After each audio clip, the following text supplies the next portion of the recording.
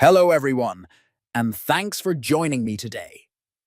In this video, I will guide you through the simple process of enabling the NFC device permission in the Microsoft Edge mobile app. Whether you're new to this or just need a quick refresher, this step-by-step tutorial will help you get it done smoothly. First, open the Microsoft Edge app on your mobile device. Next, look for the three-line menu icon located at the bottom right corner of the screen and tap on it. Then, scroll down and select Settings from the menu options. After that, proceed by tapping on Site Settings. Following this, click on Site Permissions to view the list of available permissions. Now, find and tap on NFC device from the list. Finally, toggle the switch to turn on the NFC device permission.